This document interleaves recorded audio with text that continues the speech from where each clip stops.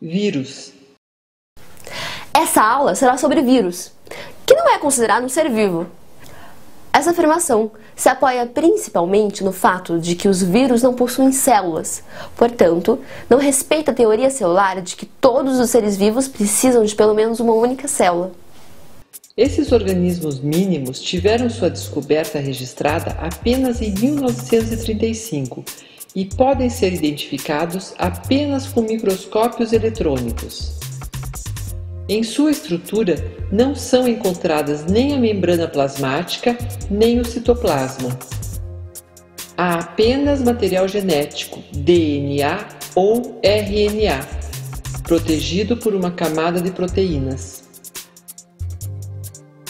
Melhor dizendo, ele é envolvido pelo capsídeo, uma estrutura de moléculas de proteína que pode ser revestida por membrana lipoproteica que contém proteínas virais, o envelope viral. Quanto à reprodução, os vírus afetam apenas as células hospedeiras, inserindo proteínas virais à sua proteína receptora. Dessa forma, acontece a multiplicação do material genético e, utilizando os ribossomos, os nucleotídeos, os aminoácidos e as mitocôndrias celulares, ocorre a síntese de proteínas e ácidos nucleicos. Tudo isso é feito com a utilização da energia do metabolismo hospedeiro. Importante: vírus são parasitas intracelulares obrigatórios, só têm atividade no interior de uma célula hospedeira. Nesse ciclo, novos vírus se formam e normalmente são semelhantes entre si. A exceção é quando ocorrem mutações. Os vírus podem ainda invadir outras células e, quando isso ocorre, o funcionamento delas é prejudicado, podendo até levar a célula à destruição. O resultado de tudo isso você já deve ter sentido na pele, com os sintomas da catapora, da gripe, da hepatite, do sarampo, da varíola, herpes. Eu digo que você deve ter sentido na pele porque o organismo que é infectado acaba por se debilitar e isso causa dores na maioria dos casos.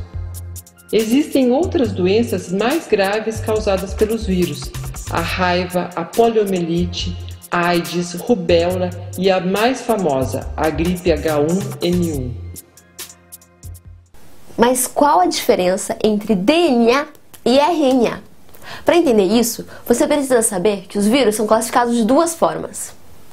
Adenovírus é a forma que carrega DNA como material genético, e retrovírus é a outra forma de vírus e carrega RNA como material genético, realizando a retrotranscrição.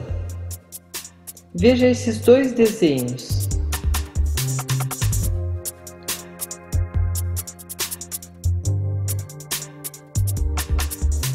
Os vírus só podem se reproduzir e metabolizar dentro das células de outros organismos. Isso quer dizer que eles são parasitas obrigatórios. Ser parasita significa que ele, o vírus, utiliza a matéria-prima das células em que se insere para fabricar cópias deles mesmos, chegando a destruir a célula hospedeira. Portanto, os vírus não têm a mesma estrutura dos outros seres vivos, mas apesar de não apresentarem estrutura celular, eles têm material genético e a capacidade de se reproduzir e de evoluir adaptando-se ao meio.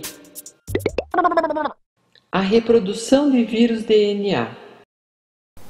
A infestação viral inicia seu processo a partir do reconhecimento químico das fibras presentes na cauda dos vírus. Elas aderem à membrana plasmática da célula hospedeira, fazendo com que as fibras se contraiam, permitindo a introdução do DNA virótico no interior da célula.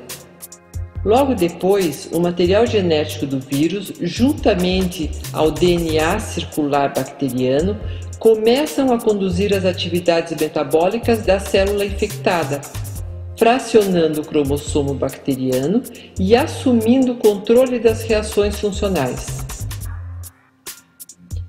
Dá para dizer que os vírus são verdadeiros piratas das células. Depois desse controle, Toda a síntese de transição é direcionada para doar energia à produção do novo vírus.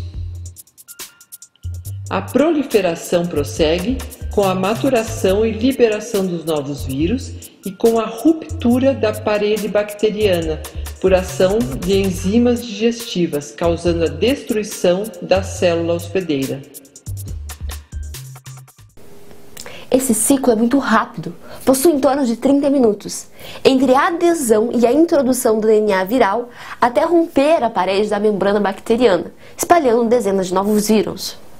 A reprodução do vírus de DNA ocorre através de dois ciclos, o ciclo lítico e o ciclo lisogênico. No ciclo lítico, a célula hospedeira é destruída no final do ciclo reprodutivo do vírus, enquanto que no ciclo lisogênico, o hospedeiro é preservado. Ocorre assim: o DNA viral incorpora-se ao DNA bacteriano, não interferindo no metabolismo da bactéria, que ao se reproduzir, transmite o DNA viral aos seus descendentes. Já entendi!